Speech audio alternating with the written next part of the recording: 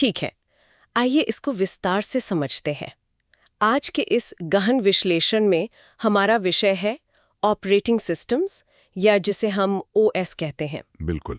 और इस विषय पर चर्चा करने के लिए आज हमारे पास बहुत ही ठोस स्रोत हैं। हाँ, हमने रिसर्च पेपर्स, कोर्सेरा के आर्टिकल्स, कुछ बहुत ही बढ़िया टेक ब्लॉग्स और विकिपीडिया का एक लंबा चौड़ा संग्रह इकट्ठा किया है। इन सब को मिलाकर हमारा मिशन आज ये है कि इस जटिल तकनीकी विषय को एकदम सरल उदाहरणों के साथ समझाया जाए। सही कहा। मतलब 1940 के दशक के उन विशालकाय कंप्यूटर से लेकर आज 2026 की आधुनिक एआई तकनीकों तक ओएस का क्या इतिहास रहा है, इसके प्रकार क्या हैं और इसकी सिक्योरिटी की पेचीदगियां क्या हैं। वही तो हम चाहते हैं कि बिना कुछ छोड़े इस सफर को विस्तार से समझा जाए, ताकि कोई भी सीखने वाला इसे आसानी से समझ सके। तो अगर शुरुआत करें तो अक्सर लोग कंप्यूटर के हार्डवेयर मतलब सीपीयू या मेमोरी को ही सब कुछ मान लेते हैं, जो कि एक बहुत आम गलतफहमी है। हाँ, देखिए, अगर हार्डवेयर एक बेजान शरीर की तरह है तो ऑपरेटिंग सिस्टम उसकी आत्मा है। या फिर ऐसे सोच लीजिए कि वह एक बहुत ही कुशल प्रोफेशनल मैनेजर है जो पीछे बैठकर सब कुछ संभाल रहा है। अगर हम इसे बड़े पैमाने पर देखें तो ओएस को एक सरकार की तरह भी देखा जा सकता है। सरकार की तरह? वाह, ये दिलचस्प है। हाँ, क्योंकि देखिए, सरकार खुद कोई उत्पादन का काम नहीं करती, वह फैक्ट्री में जाकर सामान नहीं बनाती। वह बस एक ऐसा सुरक्षित और व्यवस्थित माहौल बनाती है जहां बाकी सभी नागरिक या इस केस में प्रोग्राम्स अपना काम ठीक से कर सकें। ये एक बहुत ही सटीक उदाहरण है, लेकिन इसकी जरूरत आखिर क्यों पड़ी? इसको समझने के लिए एक कल्पना की जा सकती है। सोचिए, एक ऐसा रेस्टोरेंट है जहां कोई वेटर नहीं है। मतलब ग्राहकों को खुद सब कुछ करना पड़ेगा। बिल्कुल, ग्राहकों को सीधे किचन में जाना पड़ता है, शेफ को बताना पड़ता है कि खाना कैसे पकाना है, कौन सा बर्तन इस्तेमाल करना है और गैस की आंच कितनी तेज रखनी है। ये तो पूरी तरह से अफरा तफरी वाला माहौल हो जाएगा, है ना? बिना ओएस के कंप्यूटर शुरुआत में बिल्कुल ऐसा ही था। ओएस एक अनुवादक, एक ट्रांसलेटर की तरह काम करता है, जो इंसानी निर्देशों को, जैसे कि हमारी स्क्रीन पर फाइल खोलो वाला कमांड, उसे मशीन की भाषा में यानी 0 और 1 में बदलता है। और इसी अफरा तफरी का दौर था जीरो जनरेशन। अगर हम 1940s और 1950s के दशक की तरफ जाएं तो ENIC जैसे शुरुआती कंप्यूटर्स में कोई ओएस होता ही नहीं था। तो फिर उस वक्त के प्रोग्रामर्स काम कैसे करते थे? वह तो बहुत मुश्किल होता होगा। बहुत ज्यादा। उन्हें मैन्युअली स्विचेस को ऑन ऑफ करना पड़ता था और पंच कार्ड्स का इस्तेमाल करके मशीन को एक एक निर्देश देना पड़ता था। मतलब डायरेक्ट हार्डवेयर प्रोग्रामिंग। एक वक्त पर सिर्फ एक ही प्रोग्राम चल सकता था, जब तक वो खत्म नहीं होता पूरी मशीन ऑक्यूपाई रहती थी। ये तो सच में बहुत ही असुविधाजनक लगता है। तो फिर पहला ओएस कब आया? 1956 में। ये तकनीक के इतिहास का एक बहुत बड़ा साल था। दुनिया का सबसे पहला ऑपरेटिंग सिस्टम GMNAIO बनाया गया। जनरल मोटर्स ने बनाया था ना ये, IBM 701 कंप्यूटर के लिए। बिल्कुल सही। और इसने एक बिल्कुल नया कॉन्सेप्ट दिया जिसे हम बैच प्रोसेसिंग कहते हैं। बैच प्रोसेसिंग मतलब एक जैसे कामों का एक बैच बनाकर मशीन को एक साथ दे देना। हाँ, अब प्रोग्रामर्स को हर छोटे काम के लिए इंतजार नहीं करना पड़ता था। वो अपने जॉब्स का बैच ऑपरेटर को दे देते थे और ओएस उन्हें एक एक करके कतार में लगाकर एग्जीक्यूट कर देता था। पर इसमें भी एक खामी थी, है ना? जब मशीन पंच कार्ड्स रीड कर रही होती थी तब CPU तो बिल्कुल खाली बैठा रहता होगा। वही तो, CPU का आइडल टाइम उस वक्त एक बहुत महंगी समस्या थी। और यहाँ पर बात सच में बहुत रोचक हो जाती है। दूसरी और तीसरी पीढ़ी के आते आते, हाँ, 1960s और 1970s के दशक में जब मल्टी प्रोग्रामिंग और टाइम शेयरिंग की शुरुआत हुई, CTSS और मल्टिक्स जैसे सिस्टम सामने आए, जिससे CPU का समय अलग अलग प्रोग्राम्स के बीच बांटा जा सके और कई लोग एक साथ एक ही कंप्यूटर का इस्तेमाल कर सकें। बिल्कुल। और इस दौर की सबसे बड़ी क्रांति आई 1971 में यूनिक्स के जन्म के साथ। यूनिक्स, इसका नाम तो तकनीक की दुनिया में एक सुनहरे अक्षरों में लिखा जाता है। इसे तो अपनी सरलता और पोर्टेबिलिटी के लिए जाना जाता है। सही कहा। उससे पहले के ओएस सिर्फ एक खास हार्डवेयर के लिए बनते थे, पर यूनिक्स ने इस ढांचे को तोड़ दिया। इसे अलग अलग मशीन्स पर आसानी से चलाया जा सकता था। लेकिन एक आम यूजर के लिए तो अभी भी कंप्यूटर इस्तेमाल करना किसी रॉकेट साइंस से कम नहीं था। लंबे लंबे टेक्स्ट कमांड्स टाइप करने पड़ते थे। वहां पर एंट्री होती है ग्राफिकल यूजर इंटरफेस यानी GUI की। 1980 के दशक में। हाँ, 1984 में एप्पल का मैकिन्टॉश और फिर 1985 में माइक्रोसॉफ्ट विंडोज ने आकर पूरी दुनिया ही बदल दी। माउस और स्क्रीन पर क्लिक करने वाले आइकॉन्स ने कंप्यूटर को आम घरों तक पहुंचा दिया। अब कमांड्स याद रखने की जरूरत नहीं थी। और फिर जब 1990 और 2000 के दशक की बात आती है तो ओपन सोर्स और मोबाइल का उदय होता है। 1991 में लाइनस टॉरवाल्ड्स ने लिनक्स बनाया, जिसने तकनीक की दुनिया को एक नया रास्ता दिखाया। लिनक्स की सबसे खास बात यही थी कि कोई भी इसका कोड देख सकता था और उसमें सुधार कर सकता था। आज पूरे इंटरनेट का बुनियादी ढांचा इसी पर टिका है। और 2000 के दशक में जो हुआ उसने तो कंप्यूटर को हमारी जेब में ही डाल दिया। 2007 में iOS और 2008 में एंड्रॉयड का आना। इन मोबाइल ओएस ने स्मार्टफोन्स को सच में स्मार्ट बनाया और घर घर तक पहुंचा दिया। लेकिन चाहे वो 1956 का ओएस हो या आज का एंड्रॉयड, इनका बुनियादी ढांचा एक जैसा ही काम करता है। इसमें मैं कुछ जोड़ना चाहूंगी। ओएस के मुख्यतः दो सबसे जरूरी घटक होते हैं, कर्नल और शेल, है ना? हाँ, इसे समझना बहुत जरूरी है। कर्नल जो है वो ओएस का दिल है। वो सबसे अंदरूनी हिस्सा है जो सीधे हार्डवेयर से बात करता है।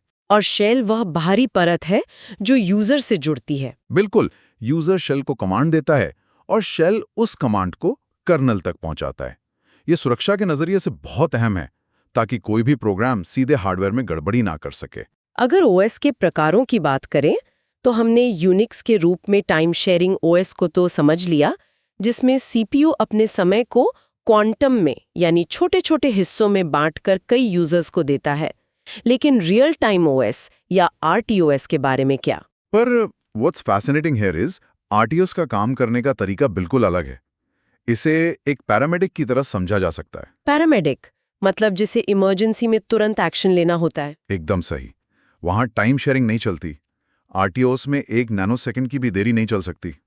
इसके दो प्रकार होते हैं, हार्ड आरटीओएस और सॉफ्ट आरटीओएस। तो हार्ड आरटीओएस वह होगा जहां वक्त की पाबंदी बहुत ही ज्यादा सख्त होती है। हाँ, जैसे किसी हवाई जहाज का फ्लाइट कंट्रोल सिस्टम या अस्पताल में किसी मरीज का पेसमेकर। यहाँ प्रोसेसिंग में देरी का मतलब है सीधे तौर पर किसी की जान जाना। VxWorks इसका एक बहुत बढ़िया उदाहरण है। और सॉफ्ट आरटीओएस वह वहां इस्तेमाल होता है जहां समय जरूरी तो है पर थोड़ी बहुत देरी बर्दाश्त की जा सकती है। जैसे जब हम कोई वीडियो स्ट्रीम करते हैं या ऑनलाइन गेम खेलते हैं, फ्रेम ड्रॉप हो जाए तो कोई बड़ा नुकसान नहीं होता। अच्छा, एक और प्रकार जो मुझे बहुत रोचक लगता है वह है डिस्ट्रीब्यूटेड ओएस। इसमें कई अलग अलग कंप्यूटर्स आपस में जुड़कर ऐसा दिखावा करते हैं जैसे वह एक ही विशाल सिस्टम हो। सही पकड़ा आपने। पुराने दौर में अमोबा और आलोक्स इसके उदाहरण थे और आजकल हार्मोनियोस जैसे आधुनिक सिस्टम इसी सिद्धांत पर आगे बढ़ रहे हैं। और इसके अलावा नेटवर्क ओएस और मोबाइल ओएस तो हैं ही, जो आज हमारे सर्वर्स और फोन्स को चला रहे हैं। तो देखा जाए तो फायदे तो बहुत स्पष्ट हैं। अब आम लोगों को कोडिंग आने की जरूरत नहीं है।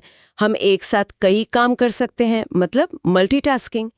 और रिसोर्सेस का बंटवारा इतने कुशल तरीके से होता है कि कंप्यूटर का पूरा इस्तेमाल हो पाता है। GUI की वजह से इसे इस्तेमाल करना बच्चों के खेल जैसा हो गया है।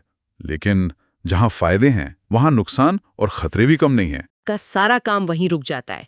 जो भी डेटा सेव नहीं हुआ था वो नष्ट हो सकता है। और लागत भी एक बड़ा मुद्दा है। खासतौर पर छोटे व्यापारियों के लिए विंडोज जैसे कमर्शियल ओएस के लाइसेंस काफी महंगे पड़ सकते हैं। पर जो बात सच में डराती है वो है सुरक्षा का पहलू। सुरक्षा, हाँ, क्योंकि ओएस कभी भी पूरी तरह से सुरक्षित नहीं होते। साइबर हमलों का एक लगातार डर बना रहता है। यहाँ एक कॉन्सेप्ट है जिसे मोनोकल्चर कहते हैं। अगर पूरी दुनिया में ज्यादातर लोग एक ही ओएस, मान लीजिए विंडोज, का इस्तेमाल कर रहे हैं तो ये एक बहुत बड़ा जोखिम है। क्योंकि अगर हैकर्स ने उस एक ओएस में कोई छेद या वल्नरेबिलिटी ढूंढ ली तो एक ही वायरस से दुनिया भर के करोड़ों कंप्यूटर्स तबाह किए जा सकते हैं। एकदम वही बात। और डार्क वेब पर इन कमजोरियों की खरीद फरोख्त लाखों डॉलरों में होती है। हमारे स्रोतों में मैक्रो वायरसेस का जिक्र किया गया है। हाँ, जो माइक्रोसॉफ्ट वर्ड की फाइल्स के जरिए बहुत तेजी से फैलते थे। सही। उस दौर में से बचने के लिए लोगों ने RTF यानी रिच टेक्स्ट फॉर्मेट का इस्तेमाल शुरू कर दिया था, जिसे एक काफी सुरक्षित विकल्प माना जाता था। पर खतरे सिर्फ बाहर से नहीं आते, अंदरूनी खतरे भी होते हैं। कई ऐसी घटनाएं सामने आई हैं जहां कंपनीज के असंतुष्ट कर्मचारियों ने फैक्ट्री के इक्विपमेंट्स में खुद ही मालवेयर डाल दिया।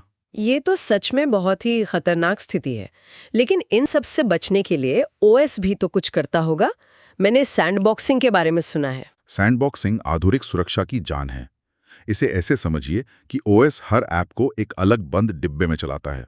ताकि वो ऐप सिस्टम की दूसरी फाइल्स या ऐप्स को नुकसान न पहुंचा सके। बिल्कुल, जैसे एंड्रॉयड में SACME-BPF और SE लिनक्स का इस्तेमाल होता है। ये तकनीकें ऐप्स को पूरे सिस्टम में ताक झांक करने से रोकती हैं। अगर कोई ऐप हैक भी हो जाए तो बीमारी उसके सैंडबॉक्स के बाहर नहीं फैलती। लेकिन ये सुरक्षा का खेल चूहे बिल्ली जैसा है। हम 2026 में आ गए हैं और अब एआई ने इस पूरे दृश्य को ही बदल कर रख दिया है। एआई का आना ओएस के इतिहास का एक नया अध्याय है। आजकल विंडोज में कोपायलट 3.0 मौजूद है। वह सिर्फ हमारे निर्देशों का इंतजार नहीं करता, वह यूजर की जरूरतों का पहले से अनुमान लगा लेता है। इसे प्रिडिक्टिव मल्टीटास्किंग कहा जा रहा है। वह जानता है कि अगले पल हमें किस फाइल की जरूरत पड़ेगी। This raises an important question. स्रोतों में एक बेहद अहम तकनीक का जिक्र है, कोर सिस्टम। कोर मतलब कोड रिप्रेजेंटेशन एंड एग्जीक्यूशन। हाँ, इसमें लार्ज लैंग्वेज मॉडल्स यानी LLMs का इस्तेमाल करके इंसानी भाषा को सीधे कंप्यूटर प्रोग्राम में बदल दिया जाता है। अब कोडिंग आने की बिल्कुल जरूरत नहीं है। आप बस साधारण हिंदी या इंग्लिश में बताएं कि आपको क्या चाहिए और OS खुद उसके पीछे का कोड लिखकर उसे चला देगा। ये सच में किसी जादू जैसा लगता है। और सिर्फ अंदरूनी तकनीक ही नहीं, हम कंप्यूटर के साथ कैसे जुड़ते हैं वह भी तो बदल रहा है। स्पेशल कंप्यूटिंग का आना। एप्पल के मैक OS और विजन प्रो का कंटिन्यूटी मोड इसका सबसे बड़ा उदाहरण है। अब काम करने के लिए हमें डेस्क पर रखे किसी प्लास्टिक की स्क्रीन की जरूरत नहीं है। हमारे आसपास हवा में तैरती हुई 3D विंडोज हैं। इंटरफेस और सच्चाई पूरी तरह से एक दूसरे में घुल मिल गए हैं। तकनीक अब हमारे सामने दीवार बनकर नहीं खड़ी है, वह हमारे आसपास के वातावरण का हिस्सा बन चुकी है। So what does this all mean? इन सब बातों का आखिर क्या निष्कर्ष निकलता है? अगर देखा जाए तो एक ऑपरेटिंग सिस्टम सिर्फ कुछ हजार लाइंस का सॉफ्टवेयर कोड नहीं है। वह एक अदृश्य धागा है। बिल्कुल, एक ऐसा धागा जो हमारी पूरी डिजिटल दुनिया को आपस में पिरोकर रखता है।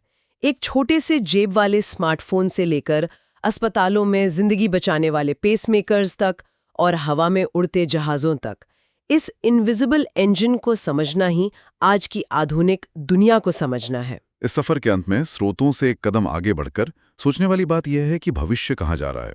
जैसे जैसे दुनिया क्वांटम कंप्यूटर्स की तरफ बढ़ रही है और बायोलॉजिकल कंप्यूटर्स पर रिसर्च हो रही है, जहां इंसानी दिमाग के न्यूरॉन्स और सिलिकॉन चिप्स को आपस में जोड़ा जा रहा है। वाह, ये तो बिल्कुल साईफाई मूवी जैसा लग रहा है। लेकिन ये सच्चाई के बहुत करीब है, तो यहाँ एक बहुत ही गहरा सवाल उठता है।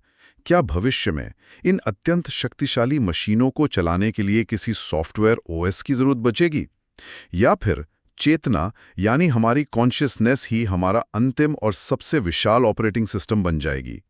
क्या भविष्य के कंप्यूटर्स को हमारी तरह सोचने वाले किसी बिल्कुल नए बायोलॉजिकल OS की आवश्यकता होगी? ये सच में एक ऐसा विचार है जो हमें तकनीक और इंसानी अस्तित्व दोनों पर दोबारा सोचने के लिए मजबूर कर देता है। इसी विचारोत्तेजक सवाल के साथ हम इस गहन विश्लेषण को यहीं विराम देते हैं।